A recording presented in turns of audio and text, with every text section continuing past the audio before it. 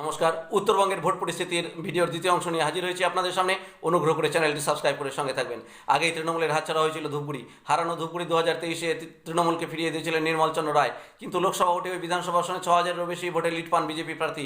অথচ অভিষেকের দেওয়া কথা রাখতে নির্মল চন্দ্রই নতুন মহকুমা তৈরির প্রক্রিয়া শুরু করেছিলেন।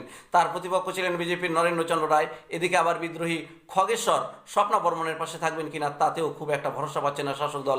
রাজগঞ্জে স্বপ্নার নাম ঘোষণা হতেই যেভাবে চেয়ারম্যান পদে ইস্তফা দিয়েছিলেন তিনি, যেভাবে বলেছিলেন টাকার কাছে হেরে গেলাম, তা তৃণমূলের জন্য খুব একটা সুসংবাদ ছিল না বলেই মনে করে রাজনৈতিক মহল। তড়িঘড়ি ফোন করতে হয়েছিল তৃণমূল সুপ্রিমোকে। কোনো রকমে অবশ্য পরিস্থিতি সামলানো সম্ভব হয়েছিল। স্বপ্নার প্রতিপক্ষ বিজেপির হারাধন সরকার।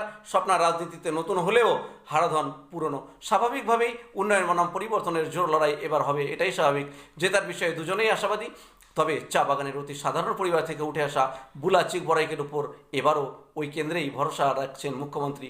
ঘাসফুলের হাতে যদি থাকে চা শ্রমিক প্রার্থী, তাহলে বিজেপির হাতেও আছে রাজবংশী প্রার্থী, এটা কিন্তু বলা যেতেই পারে। তৃণমূল থেকে বিজেপিতে যাওয়ার নজির থাকলেও ব্যক্তিগত যোগ্যতায় এগিয়ে অনন্তদেব অধিকারী। তৃণমূলের কৃষ্ণ দাসকে চ্যালেঞ্জ করবেন তিনি। এদিকে ময়নাগুড়িতে প্রার্থী নিয়ে বিজেপি শিবিরের সমস্যা কিন্তু আছেই। ফলে খোলা ময়দানে গোল দিচ্ছেন তৃণমূল প্রার্থী রামমোহন রায়। আবার নজর থাকবে হেভিওয়েট প্রার্থী গৌতম দেবের কেন্দ্রে। ডাবগ্রাম ফুলবাড়ি আসনে 2011 সালে 11,000, 2016 সালে 23,000 ভোটের ব্যবধানে জয়ী হন গৌতমবাবু।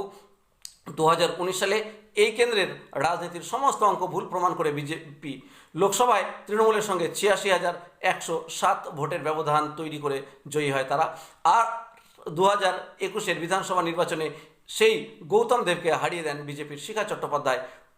উত্তরে তৃণমূলের ভরসার প্রধান মুখ গৌতম দেব সেই আসন ফিরিয়ে দিতে পারবেন কিনা সেটাই এখন সব থেকে চর্চার বিষয়। যাই হোক, পরবর্তী আপডেট পেতে চ্যানেলটি সাবস্ক্রাইব করে সঙ্গে থাকুন। ধন্যবাদ।